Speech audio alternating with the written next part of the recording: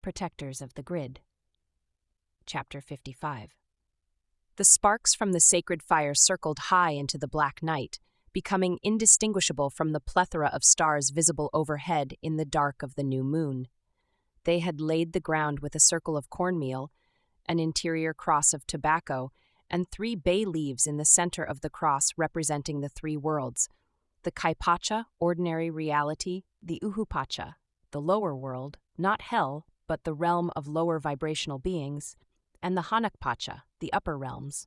Will had shown Ben how to lay the foundation logs, cover them with tinder until they caught, followed by the bigger sticks of kindling, all underneath a teepee of larger limbs. A match here, a match there, and the night became brilliant. Tara took the despacho they had made in the condo from the sheltering cloth and held it toward the sacred fire. She stepped in front of Will, who stood quietly, eyes closed, arms extended. Reaching up, she laid the soft package atop his head until she felt the prayers inside reach out to envelop his thoughts and awareness. She let the cleansing touch his throat so that his voice would speak loud and clear. She held the despacho against his heart, letting it touch the core of his being. She placed it over his belly button, his casco where the silver cord that linked his body to his oversoul fastened. She waved it over each arm and hand to free him from any constraining hucha.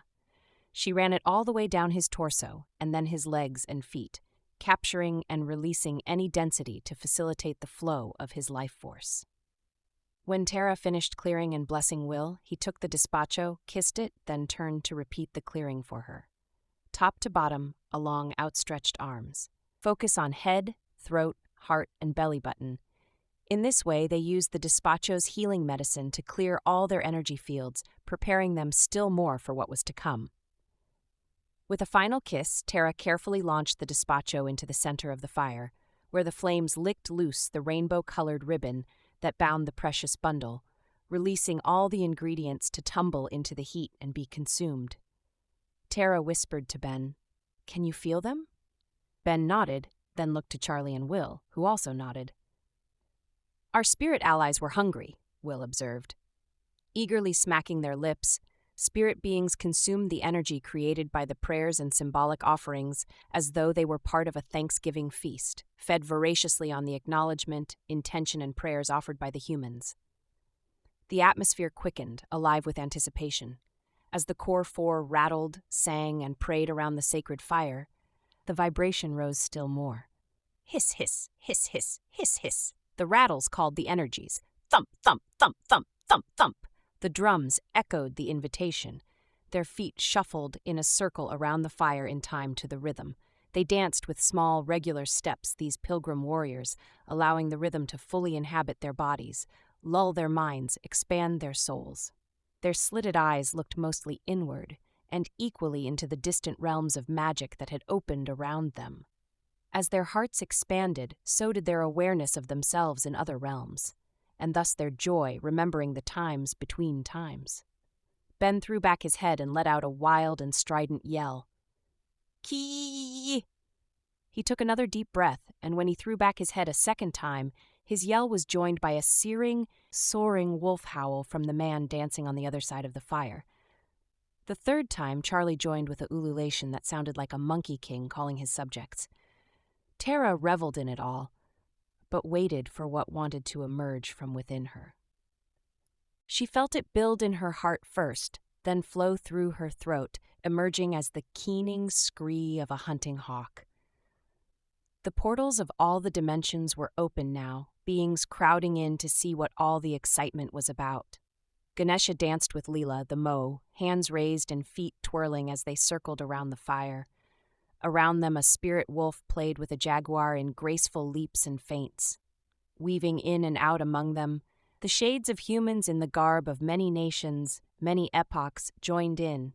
A long-haired goddess with swirling skirts rode a stag cavorting playfully despite the weight of an enormous rack of horns. Pegasus played peekaboo with Pan.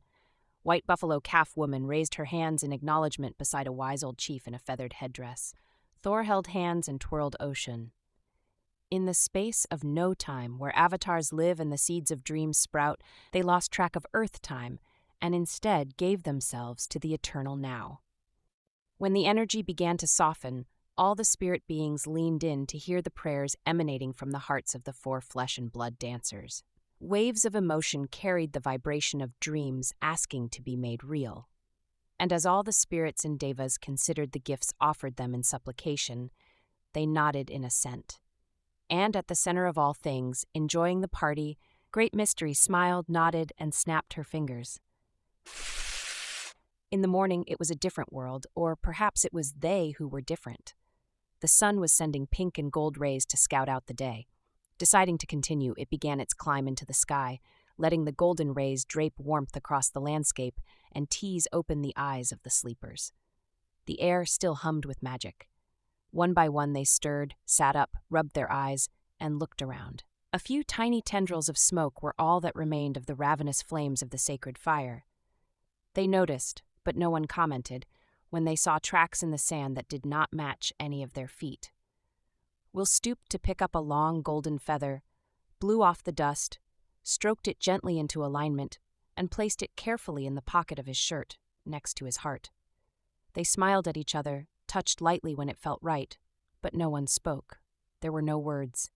Any attempt to describe the experience would constrain today's ephemeral with yesterday's limited imagination. They packed easily, returning with less than they'd brought.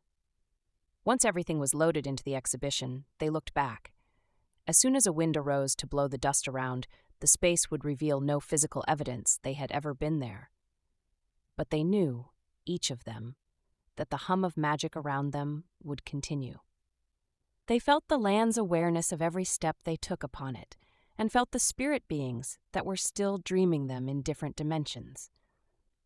What they had birthed was alive and would continue to grow.